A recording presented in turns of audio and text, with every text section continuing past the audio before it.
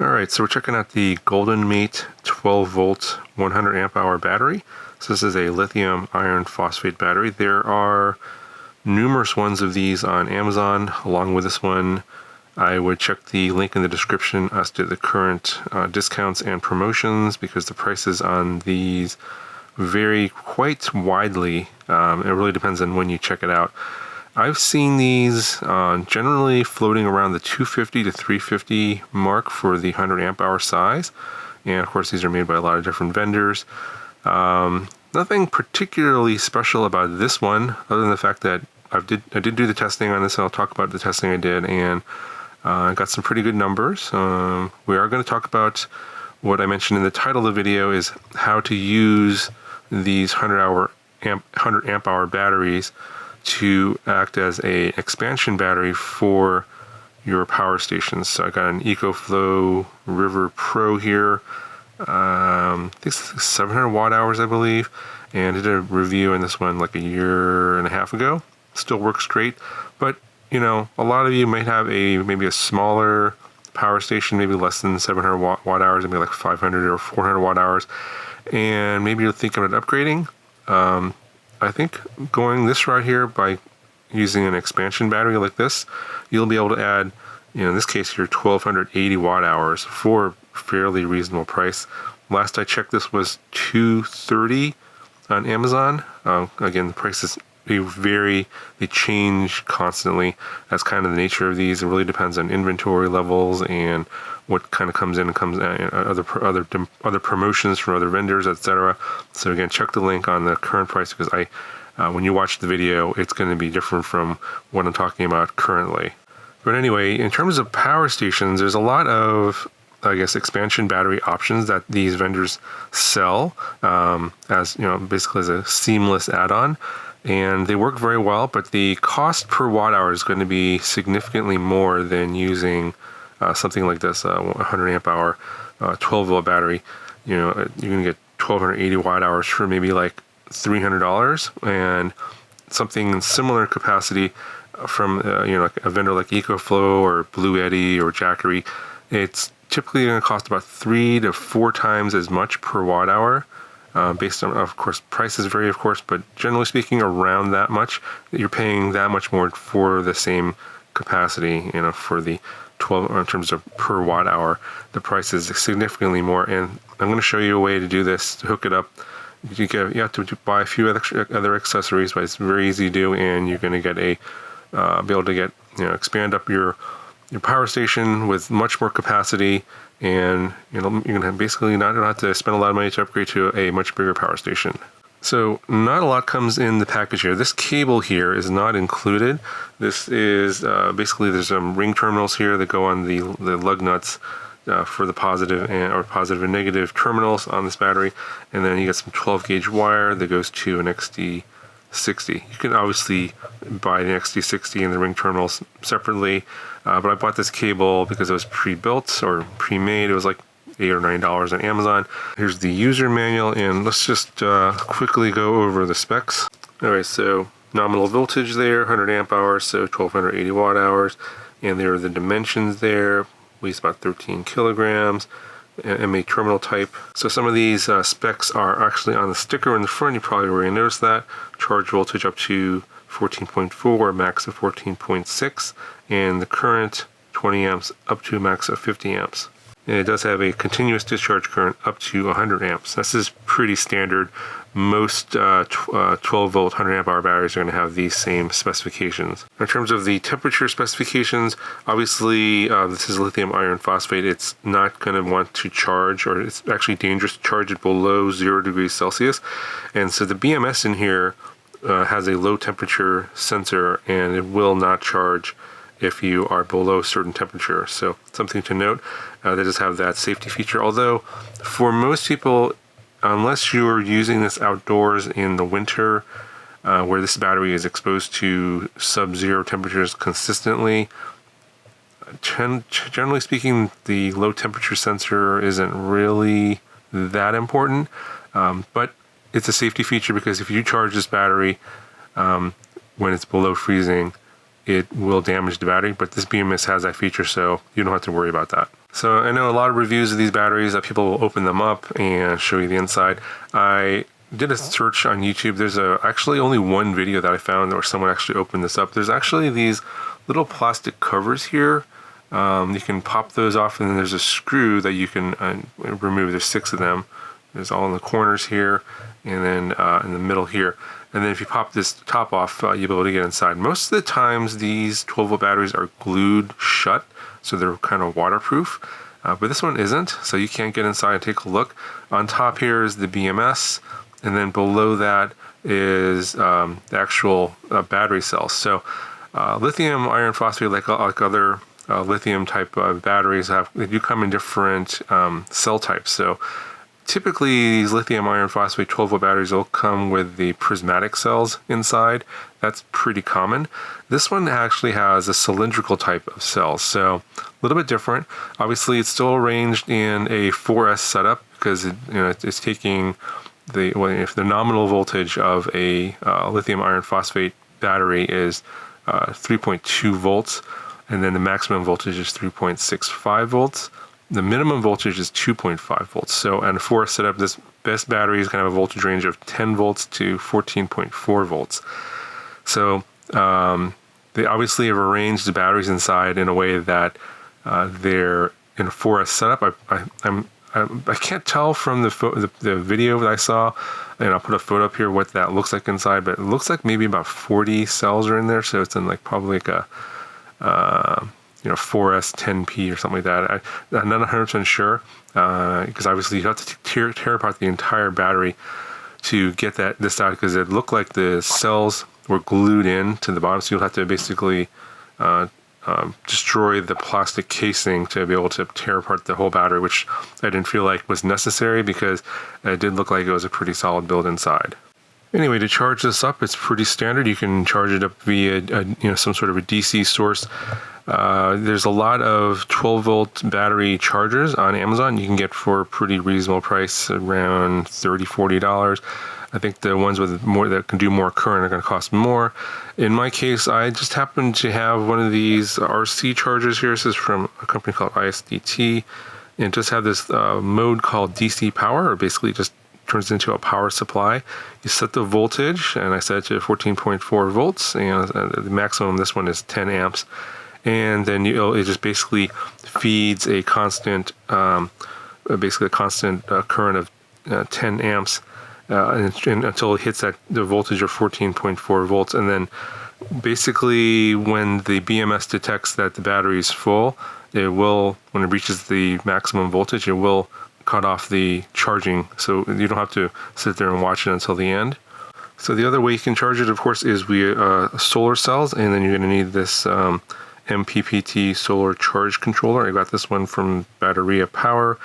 This one's pretty nice. Has you can control some of the settings here with the button here in the front. Has a display, shows the current voltage and amperage, and has a little battery meter. You can also use this with other types of chemistries as well.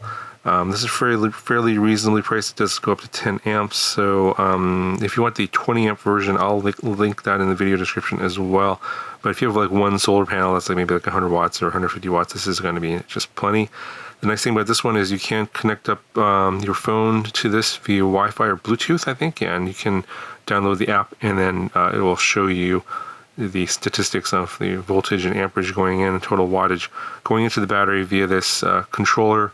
And you can monitor that via your phone, so you'll have an idea of how long things are going to be in terms of charging it. So I just want to show you the discharge curve of this one. I don't have any fancy graphs or anything like that. I did do a capacity test with this device here. You can pick up this from AliExpress. I recommend getting something like this anyway if you want to test any of your batteries, just to see if they're in good condition. So obviously you can do one when it's brand new, make sure it's obviously working. That's what I did.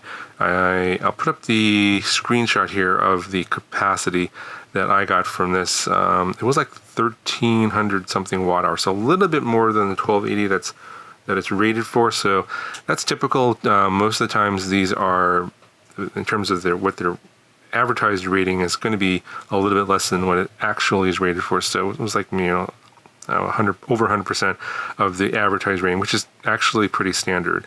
But anyway, having something like this is good to have. Later on, as this battery ages, you're going to want to do a capacity test to make sure that you're getting the capacity that you want. You're gonna for lithium iron phosphate though, unless something gets damaged, this thing will last a very long time. You'll get thousands of charge cycles on this. You'll very likely, within the 10-year lifespan of this, probably upgrade to something a lot better, something a lot more, like in terms of capacity, will come out with a lower price within the 10 years, I guarantee it. So unless something drastically goes wrong, probably going to be okay. But this is a good way to test your batteries, make sure that they are meeting the capacity that you are expecting. But anyway, this is kind of a typical discharge curve or charge curve of a lithium iron phosphate battery. You start off here at like 14.4 volts. And it drops off pretty quickly, and it'll hover generally around 13 volts plus or minus, depending upon how much current's being drawn on the battery. So if there's more draw on the battery, the voltage will be a little bit lower, like maybe 12.6. If there's not much draw, it'll be a little bit higher, like 13.3. So it's going to be in this sort of range, and the BMS will maintain this curve where it's generally around 13 volts for the majority of the capacity of the battery, and then it falls off a cliff at the end there. Basically at the end of the battery, it'll just drop off, and then you'll be like 10 volts, and it actually shuts it off before then. I think it shut off around 11 volts on this particular one. Basically, it knows it doesn't want to get too like over discharged. There's over discharge protection in this one, so the BMS shuts off the battery to protect the cell so it doesn't go all the way to 10. Technically, you can go all the way to 10, 2.5 volts, but generally it's not a good idea to do that. It does degrade the battery over time, so it does protect the battery, and I think it cuts it off at around 11.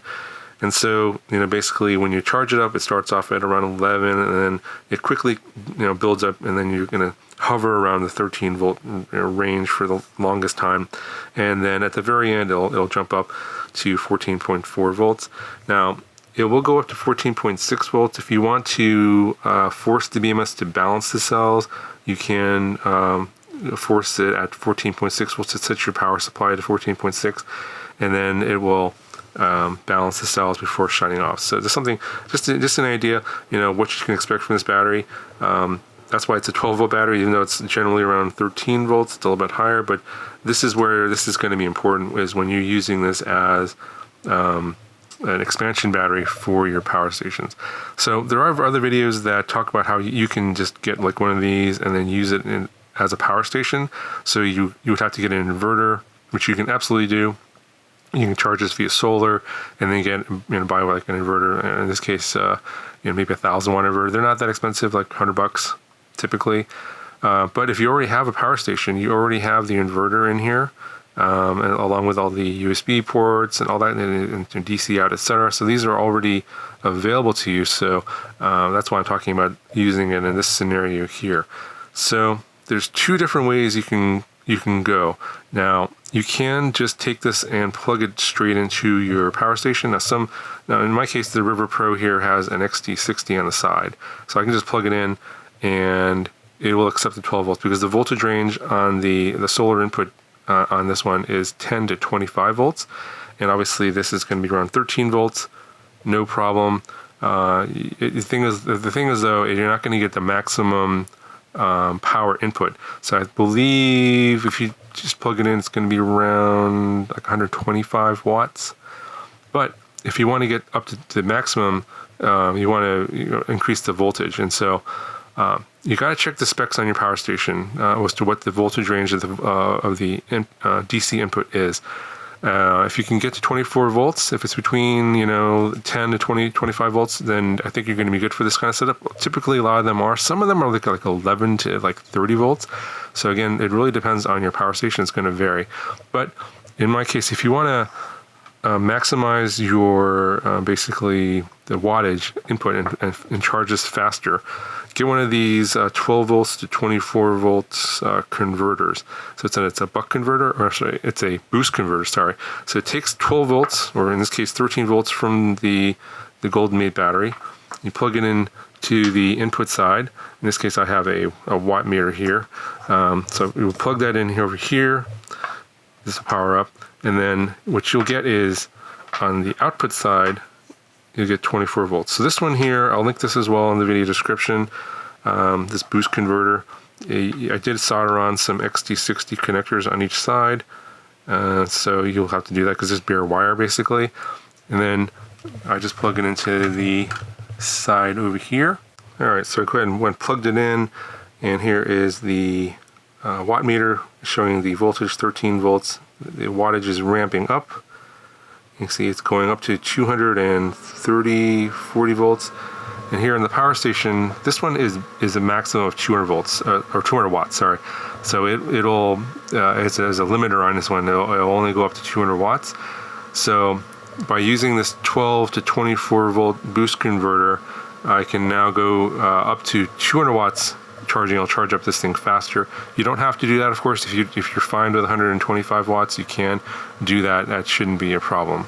But the other thing about this discharge curve and the voltage range of the Goldenmate battery, where it's going to come into play as to where you're going to want this boost converter is if the voltage range on the input side of your power station is, say, higher than like 11 volts or so. So say it's like, say your power station is a maximum, say like 12 volts to 30 volts. So when this battery reaches 12 volts, you may not have depleted the battery all the way, so you might be leaving maybe some like 5-10% on the table, and then the power station you have will basically stop charging because it's hit the low voltage cutoff of the DC input of your power station. Now, it's not the case for this one here, but again, that the voltage ranges are going to matter for what you have. So you're going to have to know the specifications of what power station you have to decide whether or not you want to go with the boost converter or not. You don't necessarily have to. In my case, I don't, if I'm okay with the 125 watts charging. But if I want 200 watts charging, then I do need this. And just wanted to show you, sort of different ways you can sort of set this up and connect it. And obviously, you're gonna, say if you have a smaller, like 300, 400 watt hour power station, you add this capacity here, 1280 watt hours. You're going to be able to do a lot more for a lot longer, and you'll still have the ability to do your AC stuff, your DC stuff from the existing power station that you have. Obviously, if you need a much larger inverter, for example, then you can either have to, you're going to probably have to, at that point, upgrade your power station because you've basically outgrown the capabilities of your power station at that point. Alright, so I think that's going to cover for this video. Pretty long, sorry. Links to everything that you've seen down in the video description, but I think this is definitely a good way to go to get a lot more capacity on your existing power stations if you're happy with the current capabilities, but you just want to be able to do those things for a lot longer. You can expand your power station's capacity with one of these 12 volt batteries for a very reasonable cost. All right, that'll do it for this video. Got any questions, let me know, and I'll talk to you guys in the next one.